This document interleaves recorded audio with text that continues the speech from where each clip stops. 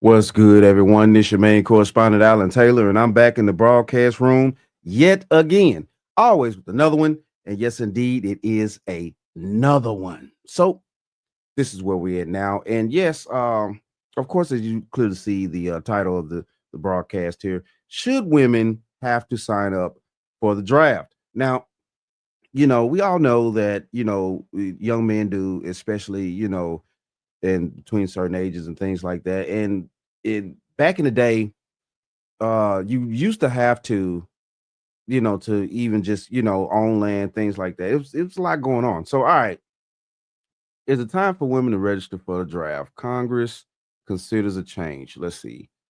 Lawmakers are considering a measure that will require women to register for the draft. While while its prospects are uncertain, it is, let's see, regenerating a long simmering debate. Let's see, more than a quarter million women serve on active duty in the U.S. military. Let's see, figures that only grow since the Defense Department in 2016 lifted the last gender-based restrictions on service. Okay, so we of course we got women in our military. It is what it is. But the thing of this is we're talking about, should they sign up for the draft? Because you used to have to sign up for the draft in order to have the right to vote. So this is where it's going right here. That's on Biden's son. I don't know about care about that no more right now. Let's see. The U.S. requires most men between beyond talking about most men, yeah, all men between 18 and 25 to register for select service. Let's see. The agency that handles the database for the military conscriptions. Let's see. Despite the facts that the last time the United States employed the draft was during the Vietnam War. Let's see. The topic of a mandate for women to register for let's see, decades has been a continuous one. Let's see. With studies and proposals circling the topic, but leaving considerations intact. Let's see. The Supreme Court upheld the current policy some 40 plus years ago, and more recently declined to consider a similar change in challenge in 2021. Okay, let's keep going. Let's go here. Let's see. According to a 2019, let's see, Pure Research Center report. Uh, let's see. These are the countries that I'm just going to give you a few of the countries that I think they have their women in draft. So yeah, it's Israel, uh, Eritrea. Let's see, Mali, Morocco, North Korea, and Tasuna. Tasuna. Let's see, drafted women into the military. Okay, wow. So those countries have drafts on their women, and I've seen footage where women are in the military in Israel. I haven't seen Morocco in these other countries. With North Korea, I think I've seen some for North Korea too. Let's see, where we going. The idea of expanding the draft registration to include women is not new, according to the Selective Service.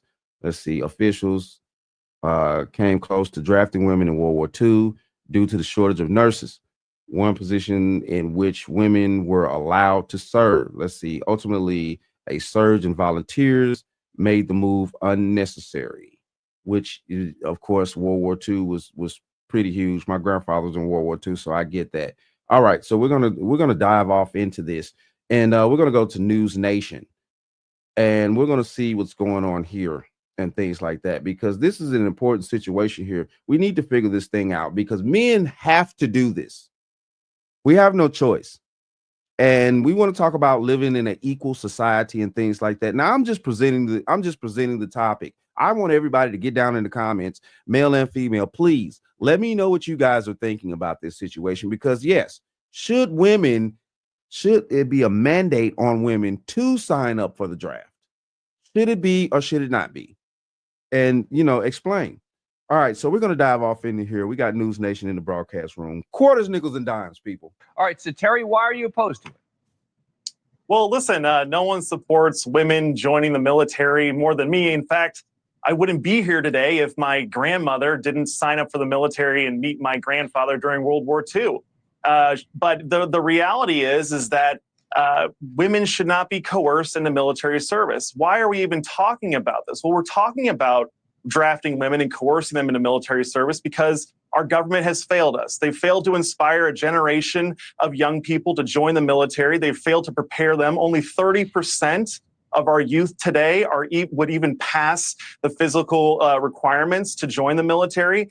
And this is all just more and more indoctrination of our youth. People aren't inspired to join the military because they've been taught that America is an evil nation founded on oppression. That we need to get back to inspiring the next generation to want to serve our nation, and we should let women volunteer, but they should not be coerced. Okay, so I'm wondering, why is he feeling that way on that situation? Because listen, look, so is it coercion when men have to sign up for the draft? Is that coercion, or what is that? Now, I'm going off the thought process that we are living in this so-called equal society, and things like that. That's what I'm going off of. Now, of course, I'm not stupid. So, and for those who actually listen to me and follow me and understand, you guys know I'm not, but for the newbies, I'm not. But I'm just saying here, though, this is the thing. It's no way that we're going to sit here and say that it's coercion when there's women involved, but it's not when there's men. I thought we were equal. I thought we had equal opportunity to have, to get whatever outcome we get. So, all right. Melissa, your response. Well, I think you said it all at the outset, Dan, of why we need to do this. Only 1% of our country is still raising their hand and saying, send me. I'm an Iraq War veteran myself. I was commissioned by my father. My grandfather was killed in action in World War II. And so no one understands that service that lives through the bloodstream more than I do. And when we're looking at these recruiting rates and retention rates that we have, yes, after 20 years of the global war on terror, we now have a question within our country of, what does parity within citizenship mean? And for our women to be able to continue to serve as I have served, that means that we want to make sure that women have the same opportunities that men do. And service does not necessarily have to look like a military draft. I want to make sure that we're not conflating the Selective Service Registry with a draft. As you said, in 1973, when we went to an all-volunteer force, that was when we eliminated the draft. And a state of a national emergency could mean many things. In World War II, we were looking to draft nurses. And there was such a resurgence of women who volunteered to be nurses that it eliminated the need for a draft during World War. Right. Just like I read to you guys on the report. And this is the thing right here. Yes. But in today's society, if something that major pops off again, would the female population have the heart and the mindset and the soul to actually want to sign up for that situation again, to be nurses and possibly doctors and stuff like that? Would they have the fortitude to want to do that in the type of mental society that we live in today, with the type of thought process that the women have today in our society over here in America? Would they be willing to do that?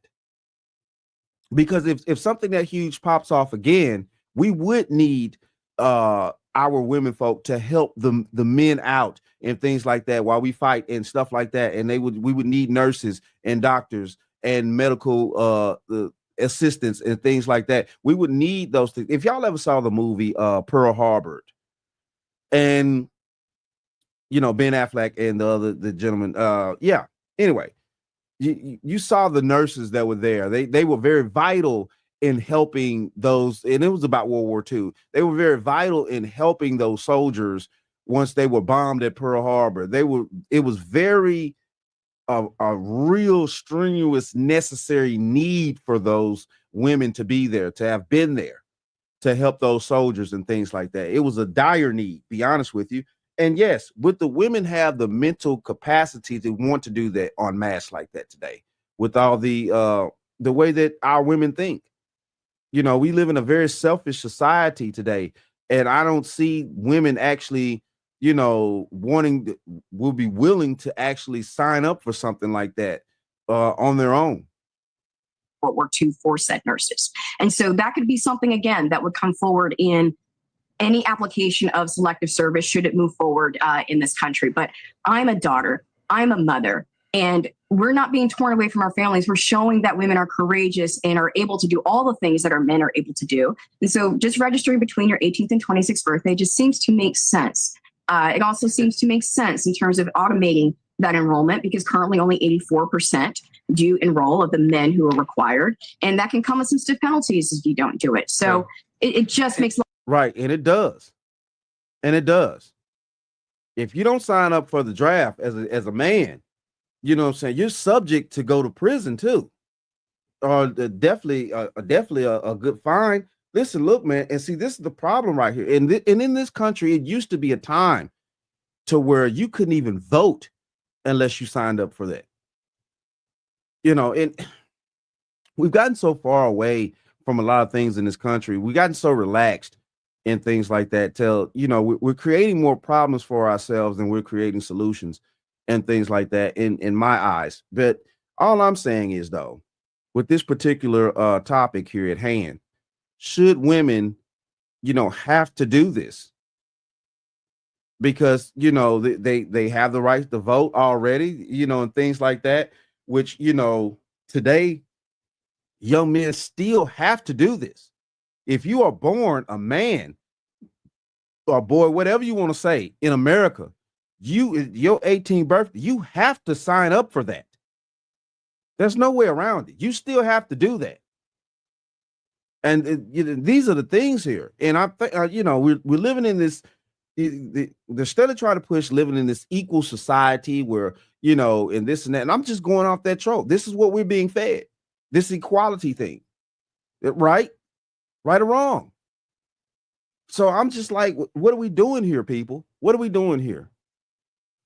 Logical sense for Terry, our current status of force. Terry, it does seem hard to justify in the environment we now live in to say we're going to treat women differently because they're mothers or daughters or whatever the sort of the sexist phrase would be. No? Listen, I understand that it's popular today to denigrate mothers and act like it's not a special thing. I think it is special. Who is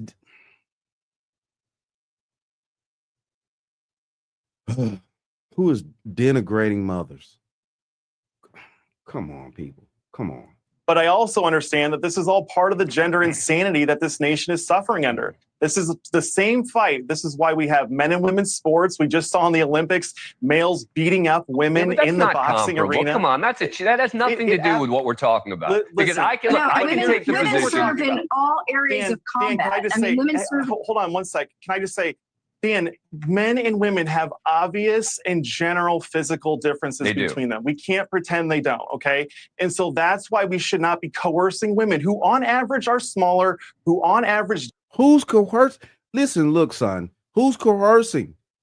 Women want the equal treatment, equal rights, equal lefts, and that's what comes with it. If you're 18 years old as a young man, you have to sign up for this. I did. We all did. Listen, look. Don't have the same muscle mass or bone density. They should not be coerced into service. They should be allowed to volunteer and to serve their country if they desire. But there are plenty of ways to serve our nation. But I'm with Senator Rand Paul in that this whole movement, it's not being called to by the American people. There's not some popular movement to draft women. And if there is, then of course it's not, because most women are not going to actually step up to be like, well, you know, we want equal rights in the military draft too. Women ain't signing up for that shit. Are you kidding me? Of course women ain't gonna sit there and be like, we want equal rights to sign up for the draft for the military. As much delusion, as much debauchery, as much craziness that, you know, women in the United States like to do and talk out the side of their neck and say stupid things and you know, try to act like they're, you know, try to act like they don't know better and stuff like that and try not to be accountable. Women ain't stupid. Women are not stupid. They are not en masse finna say that we want equal rights to sign up for the draft. They not finna do that. I can tell you that shit right now. En masse? Hell no. Come on, baby. Kamala Harris and her campaign should run on it, but they aren't because it's greatly unpopular, especially with suburban women. Melissa, go ahead. I would say that women have been serving in the quote unquote front lines since the beginning, since the Revolutionary War, whether you call it under combat in the way in which it's been, if I may say, bastardized in recent discussion of calling it combat. But women have fought and died for our country since its founding. And it's something that it should be recognized as a formal way. But again, you're conflating the draft with the selective service. Selective service can be used for many different things in terms of a national emergency. So I want to separate that point. And then also I would like to finish my point in saying that there are women like me every day who are mothers and daughters who have our families and are still a part of that rich tradition of being able to serve in the profession of arms. Thanks for watching. All right. Yeah, so this is where we're at here now, people. And this is the thing. You know, the question has been asked, and it's up to you to get down in the comments and let me know. Give me some feedback, please, both men and women. I definitely would like to hear from the women. You know, definitely like to hear from the women. Share this broadcast, things like that for me, guys. I definitely want to hear from women on this right here because, you know, this is very important for our country to get this situation understood. Will women actually freak out if the lawmakers actually mandate them to sign up for selective services? I think they would. There ain't no thinking to it. I know they would. They would freak out. They will march. They will get out there. They'll be butt naked out in the streets. You know how women are. When they march and stuff, they always got to get naked damn near. You know what I'm saying? It's just crazy. I'm talking shit, but it's the truth, though. It's the truth. Women will march their little toes off to stop this shit. They will not allow, they'll try hard as hell to not allow the United States government to put in place laws that would make them sign up for selective services at 18 years old. And we know these are facts. But it is what it is, though. Shout out to all my subscribers. Mad love to y'all. If you're new to the channel, please hit that like, share, subscribe button. Make sure you ring that bell to be notified whenever I decide to post things. And like I always say, that, my friends, is the bottom line.